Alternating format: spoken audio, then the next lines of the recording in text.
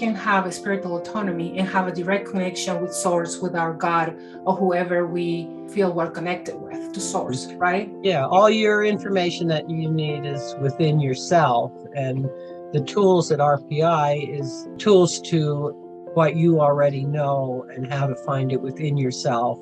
That life is meant to be joyous, and that connection with people, we call it a spirit to spirit hello, is recognizing who they truly are rather than our picture of what the labels are, you know, that a teacher or a mother or a child or a worker of some sort. It's like those are labels, but who are they really? And it's so effortless and beautiful to connect with people on that level. Good morning, everyone. I hope you're having a wonderful morning. Today, I have a very special guest with me, Laura Peppard. Laura and I have been friends for a long time now, and she has been one of the most influential teachers in my spiritual growth. She has an incredible amount of spiritual knowledge. Laura is the founder of the Reno Psychic Institute, RPI, a school for people who want to get in touch with their soul essence. She has been training clairvoyance for over 25 years. Can you believe that? Welcome, Laura. Hello. Thank you for making time. Happy to be here. Yes, thank you so much for making time with me this busy morning. And yeah, tell me a little bit more about RPI and what is that you teach there. Well, the Reno Psychic Institute, the bottom line is spiritual autonomy. So, as the founder once said, to be beholden to none. A lot of spiritual paths you need.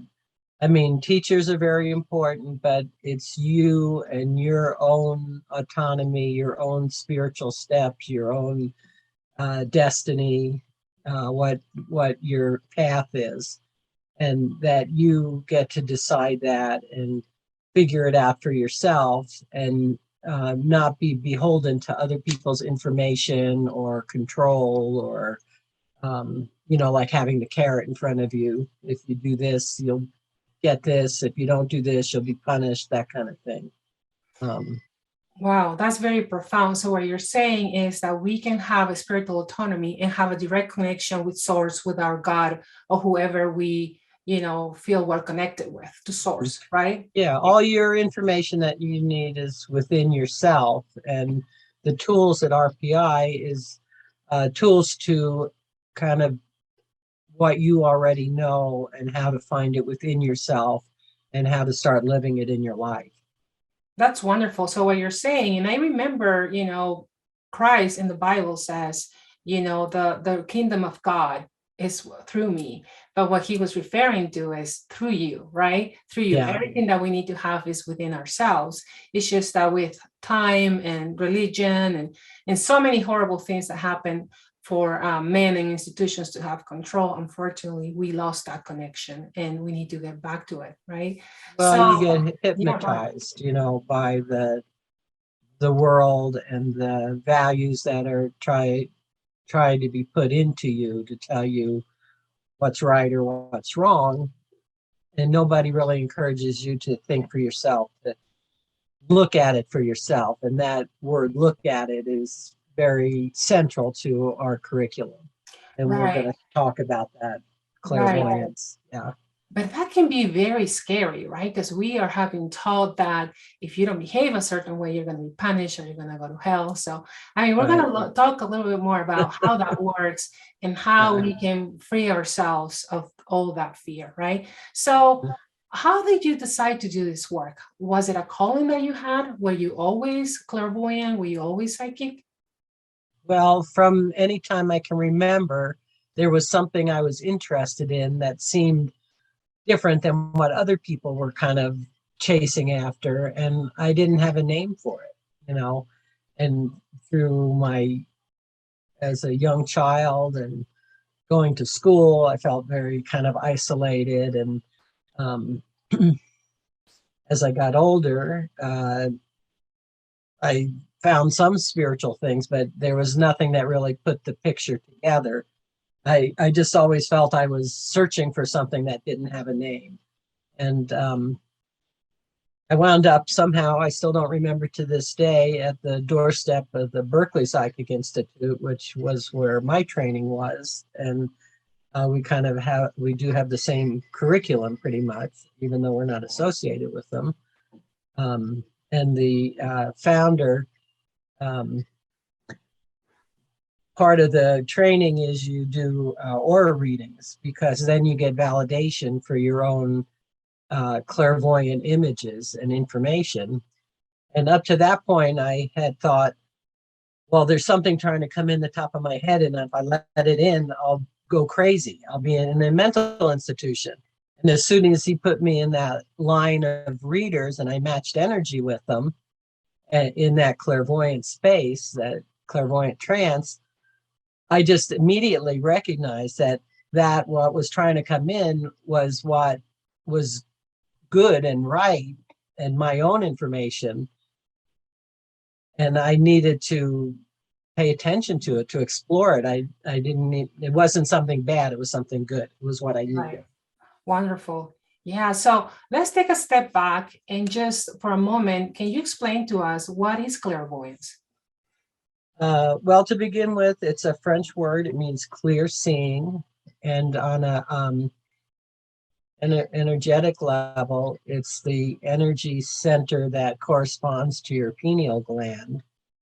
So, in occult literature, they talk about a third eye. Well, it is literally a third eye in the middle of your forehead. And like I said, it's the energy counterpart of your pineal gland, which responds to light. So this third eye responds to light, only light of a finer vibration than your physical eyes. And light at that vibration is information. So color is the language of spirit. A lot of the information comes in as color, and then you explore what that vibration is, what the information of that vibration is.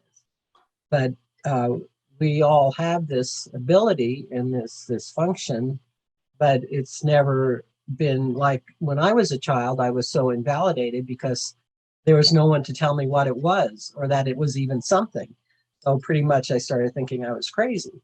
But once you learn how that works, you recognize that you've lost one of the most important and satisfying parts of yourself, your access to your own information, which is through mental image pictures. That's the language of spirit, is mental image pictures. So it's the kind of thoughts where there's like a visual to it, not just flat kind of.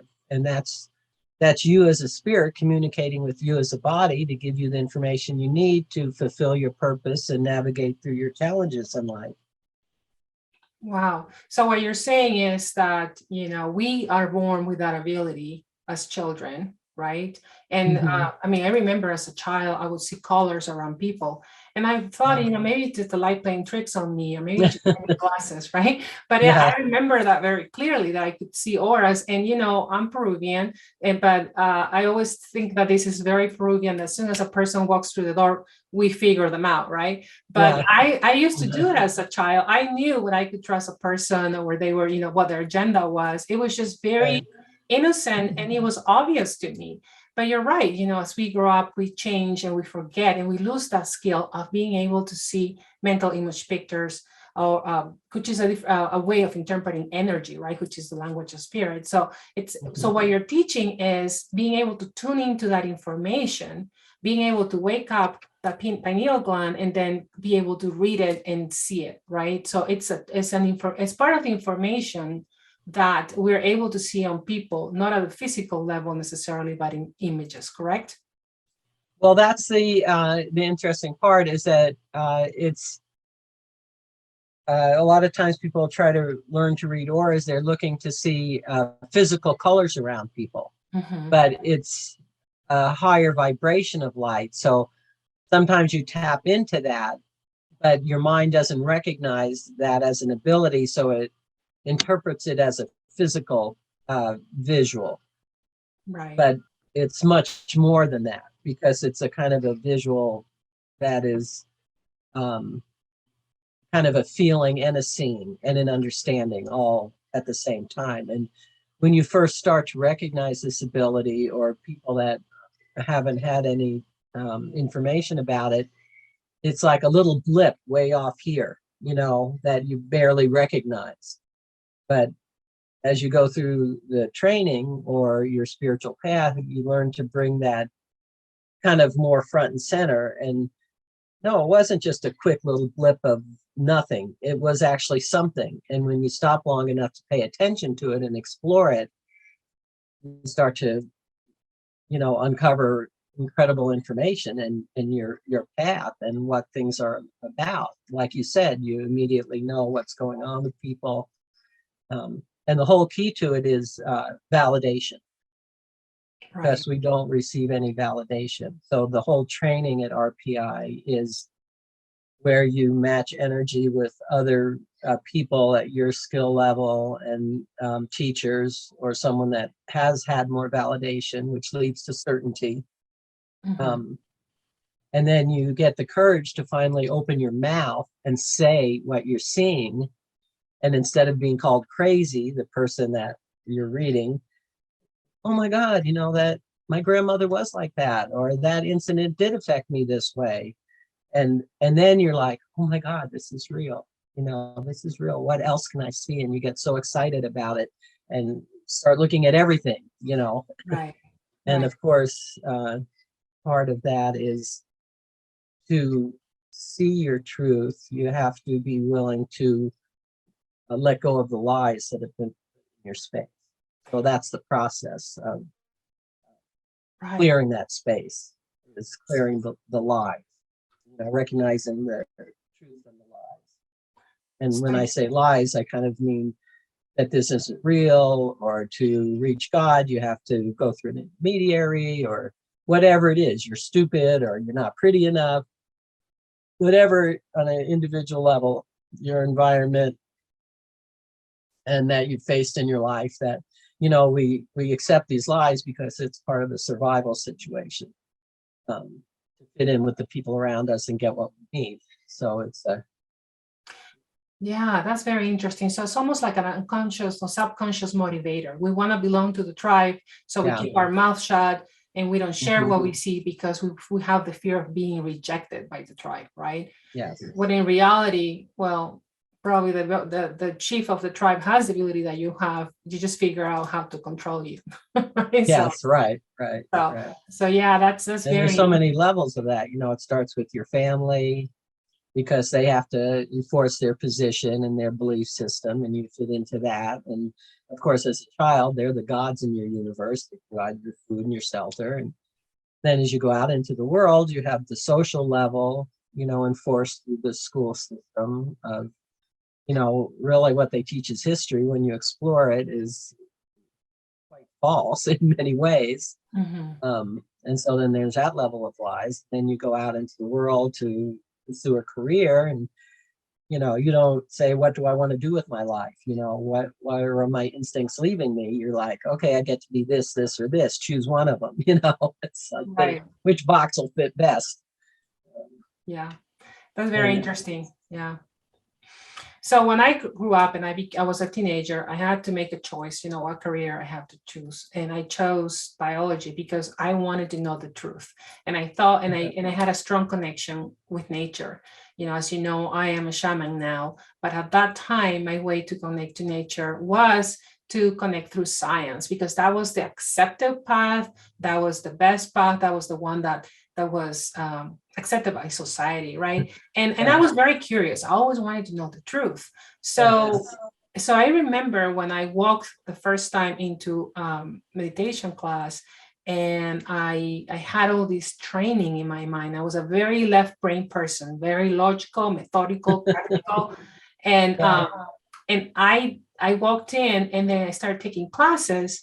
And then I started realizing that everything I have thought to be the truth was not the truth. And somebody reminded me this analogy the other day. It's like the blind man and the elephant, right? So the blind men are in the room with an elephant, and one of them is saying it's a snake because it's touching the tail. And the other one says it's a tree because it's touching the leg, right? Or whatever it is. So for me was like I have been just touching the tail the whole time, and I didn't realize that it was an elephant. So slowly and surely, as I was trained as a clairvoyant and I started turning in my intuition, I started realizing that there was way more in that room, that there was so much more. And I think throughout my life, I will continue to discover new truths of what's going on. And pretty soon, hopefully before I pass, I will be able to see the whole elephant. But that's what I got from your training, so that was pretty cool. Yeah. So what happens with people who receive this training? This is what happened to me. So in your experience, after 25 years of training, I would say hundreds of people now, how does their life change? Well, how my life changed through practicing the tools that I was just able to go to receive the information that was coming to me, my own information. And there's no end to the wonder of that world, because really you're accessing the core of life, which is ever unfolding journey, a never ending journey. And so it's every time I close my eyes and go to meditate, it's a complete surprise what you access and what you learn and what you know and see. And so, the people in the class, I get a little embarrassed sometimes because they're like, oh, thank you, and I appreciate you so much, and this is so wonderful you've done. Like, I'm just opening the path like it was open for me, and it's the students the tools that release them from the bonds that bind them, that they start to be aware of the agendas of those without that seek to control them and find their own space. And they feel better physically, because a lot of our discomfort is spiritual discomfort. Eventually it comes down to physical problems, but it's very painful even on, as a spiritual energy that affects you. So you learn to recognize what is affecting you and how to clear it and just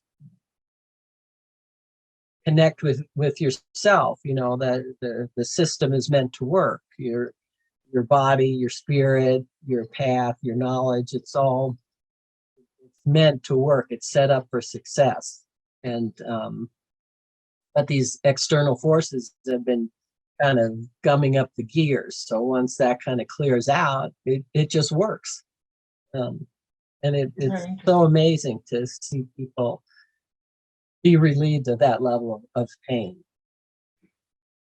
Could you give me an example, for instance, of how is that spiritual pain? Like you say, people don't realize they're all controlled or gunked up with somebody else's information, right? And I think that's part of pivotal part of your curriculum, is to differentiate your information from other people's information, right? Find that separation where they begin and where I start, and knowing that the separation allows you to listen to your own information and distinguish that separation. But when that information from somebody else is in your space and it causes pain, how does it feel? Can you give me an example?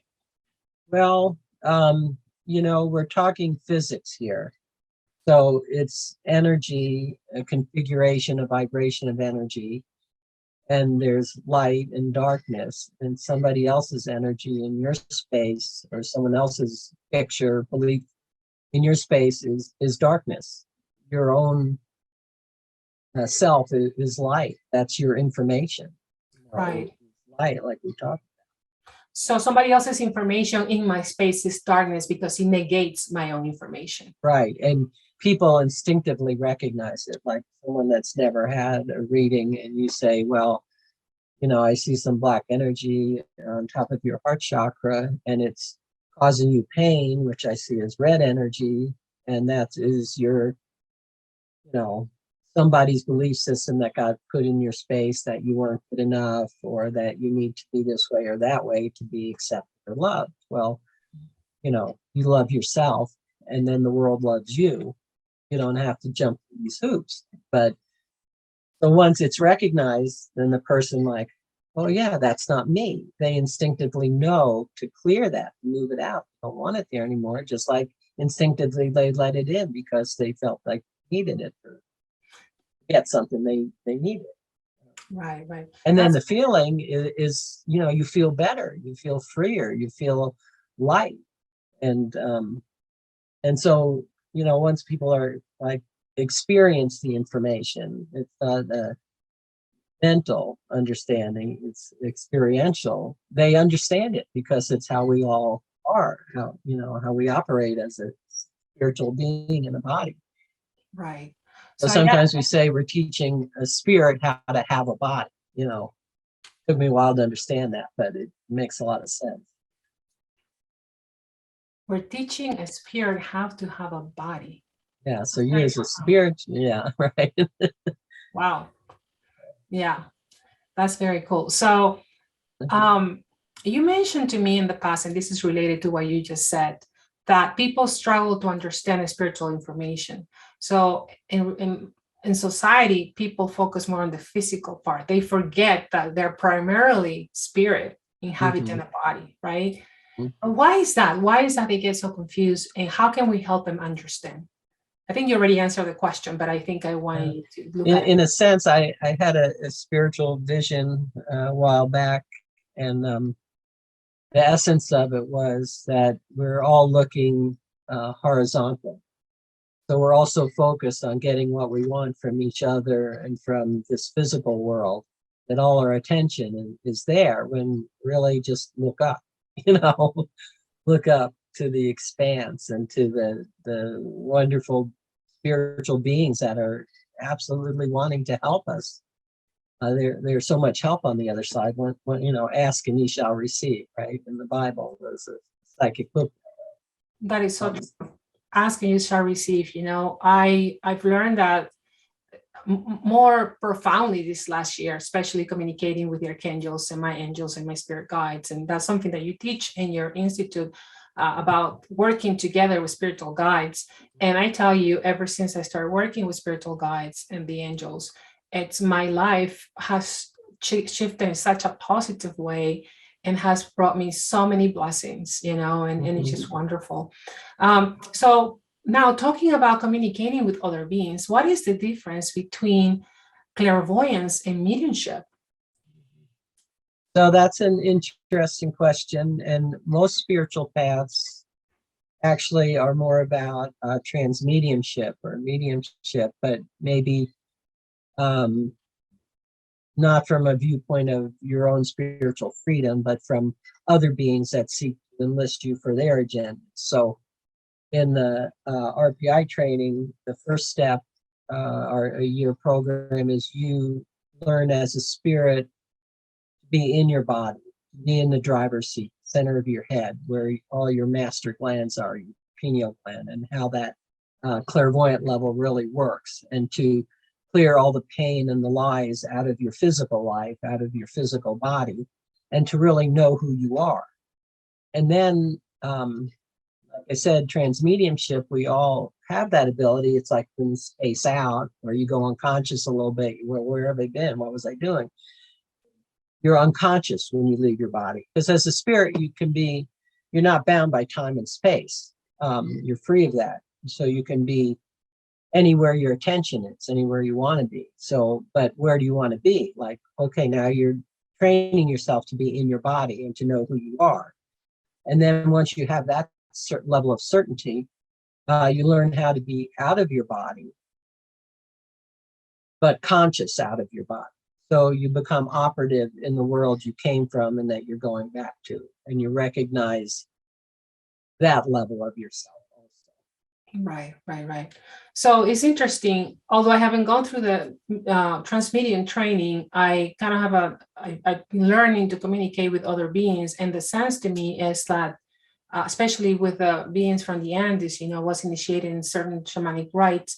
And it's almost like having a community of people that are giving me advice, you know, and it's not something that they force me to do something. It's almost like my aunts and uncles and my grandmother and my grandfather. Yeah. They're talking to me, say, what about this? And what about that? And they joke among them. And it's quite fun to be, having the whole family of spirits guiding me in my path, and, and getting me into travel, filming a documentary and things like that. So it's quite fascinating. And having the blessing and the guidance of the archangels is being fantastic. So it's when you open your life to that spiritual information, to recognize that you're a spirit and you can have access to just more information that is only available at the physical level, then your life becomes so much richer and abundant and happy. That's been my experience anyway.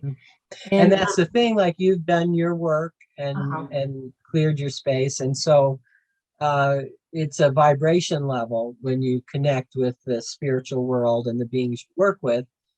Because if you,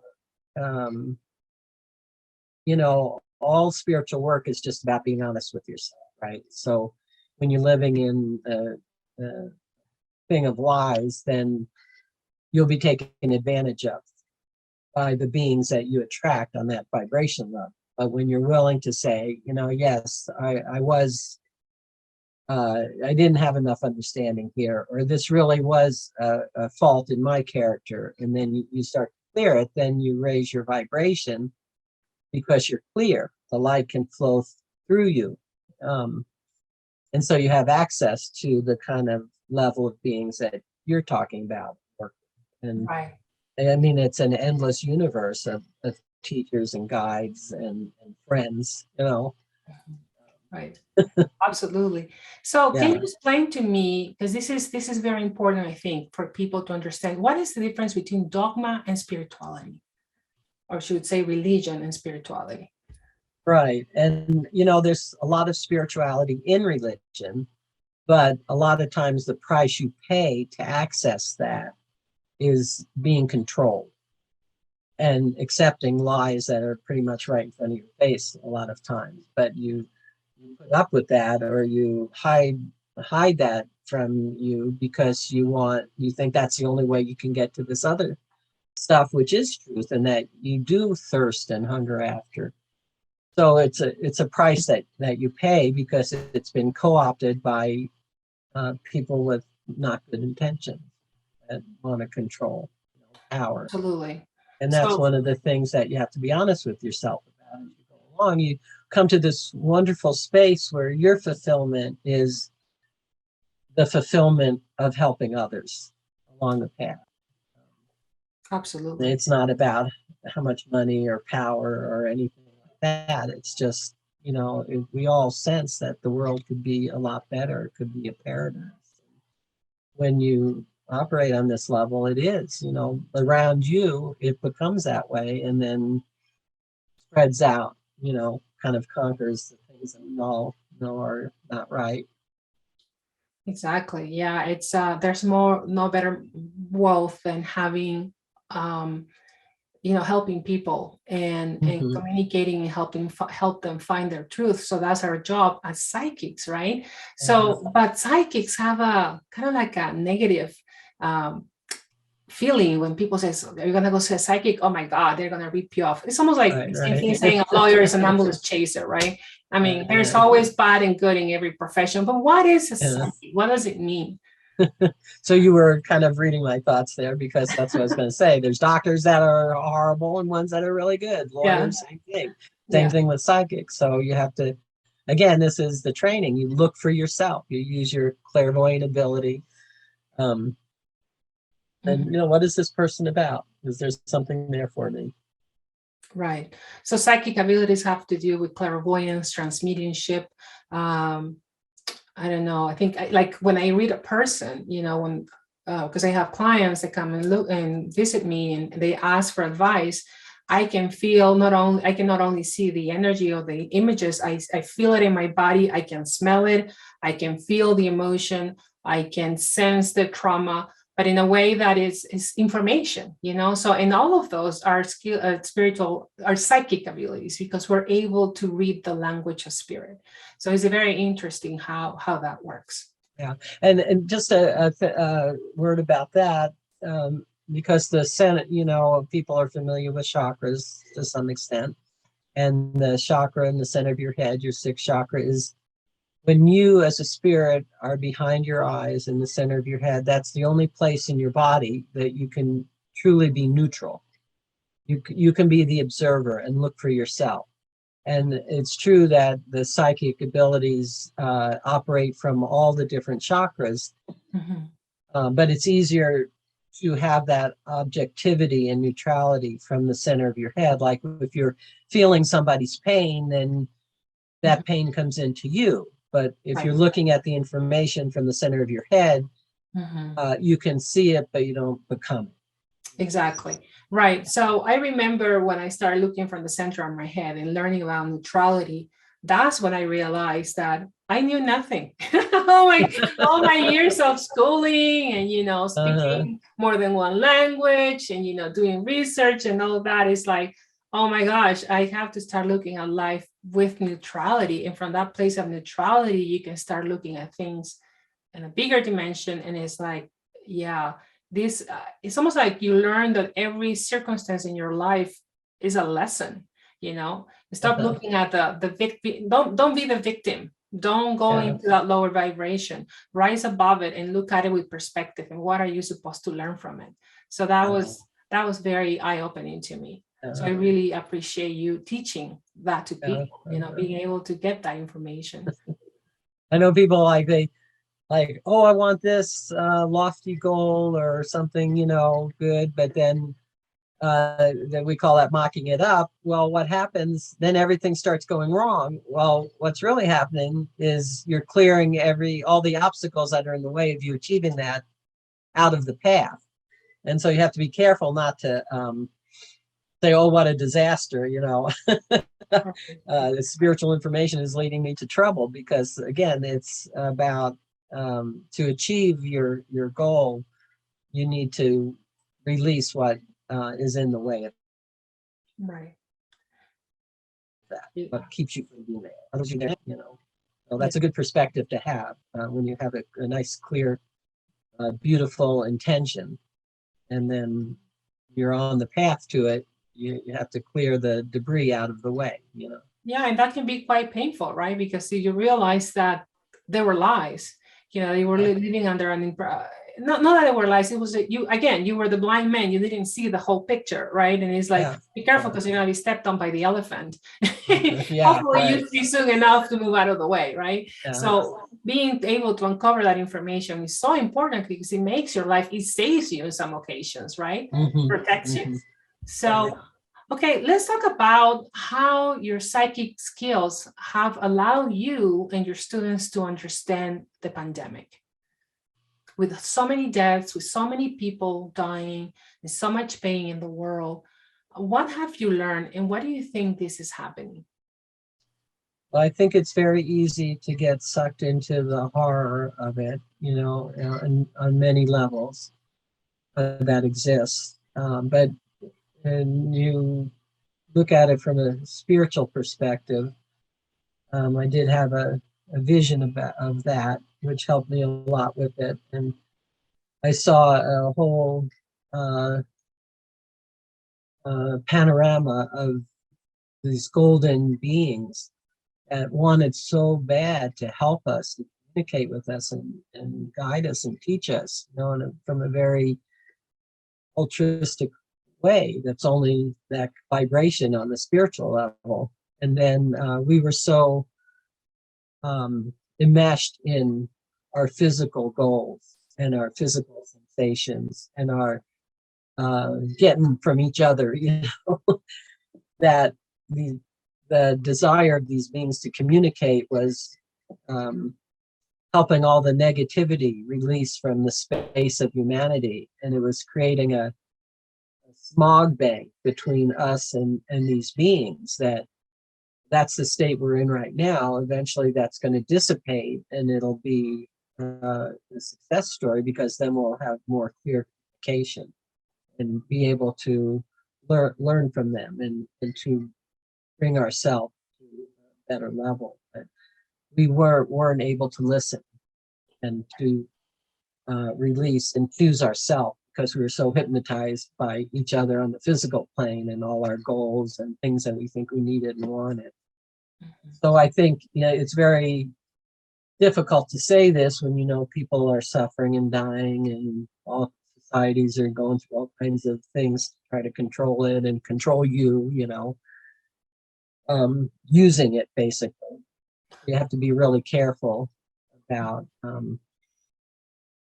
people when they say science, it has a definition, but the reality of what science does not live up to the definition. It's become a facade for control and agendas of those who want control. Right. Everything turns into control, into a system of control, unfortunately.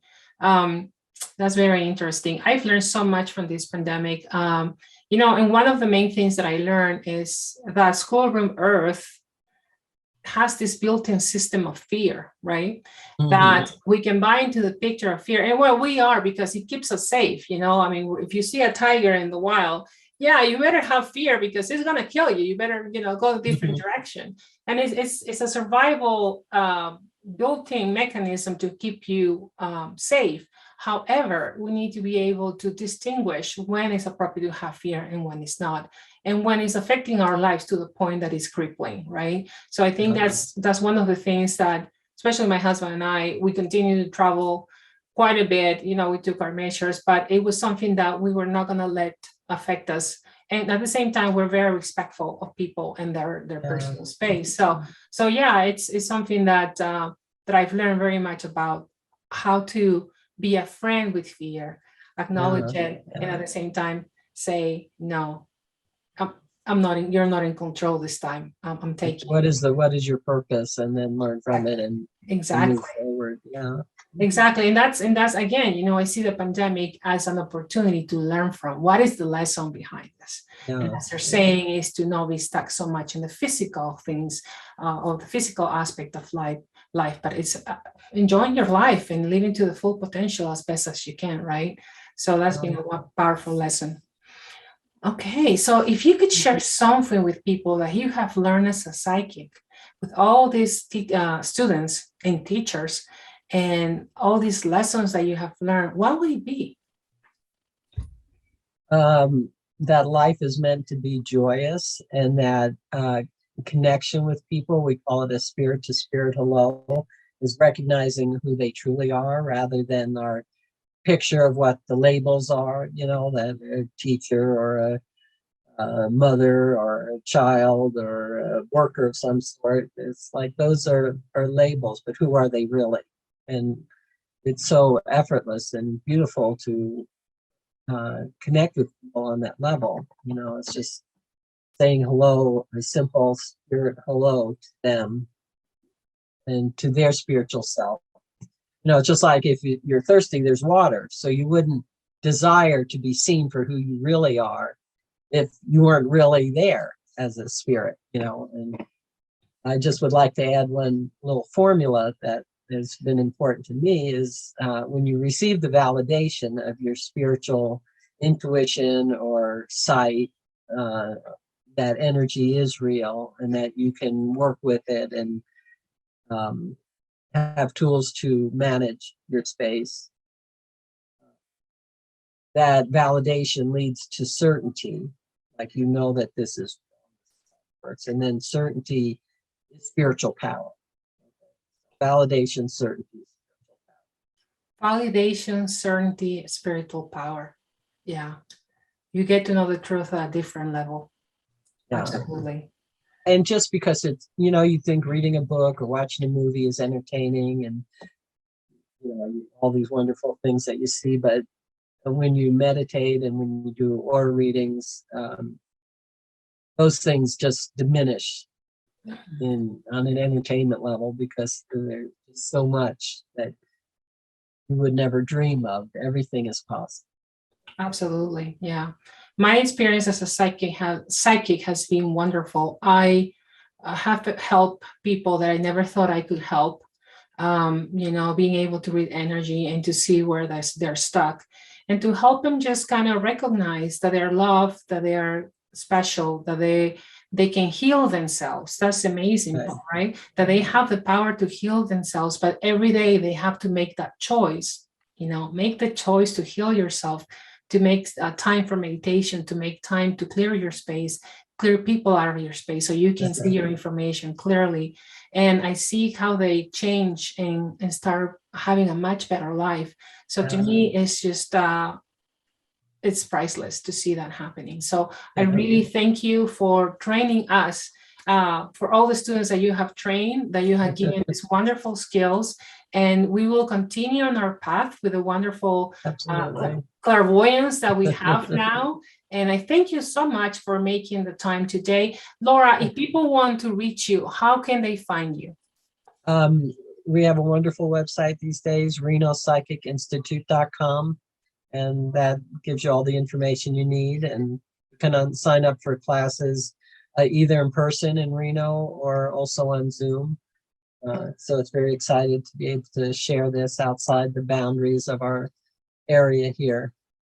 Okay, so you're teaching online too, right? Yes, and like I said, with spiritual energy, no time and no space, so it works very well, just like this does, That's been the good thing about teaching during the pandemic, that we figure out a way that we actually realize that healing and all these things can happen. It happens in the astral. It doesn't happen at a physical level. So we don't have to be in the same place. So that's wonderful. Yes, that's true. So also for the people who want to contact me, my website is fabiolabaughman.com. I am a trained clairvoyant, and I will be sharing and actually developing curriculum with Laura to teach other classes, like how to, how shamanic initiations and how to work with the archangels, etc. So thank you so much for being with us today. Thank you, Laura, for all the wonderful work. You're quite welcome. Thank you, and I guess we'll see you next time. You take care.